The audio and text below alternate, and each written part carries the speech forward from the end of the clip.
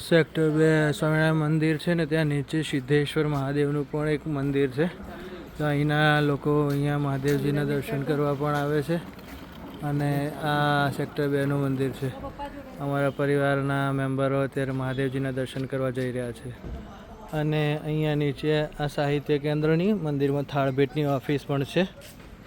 સરસ દિવ્ય પવિત્ર જગ્યા છે. અમે 1997-98થી જ્યારે આ મંદિર બનતું ત્યારે અહીંયા સેવામાં આવતા.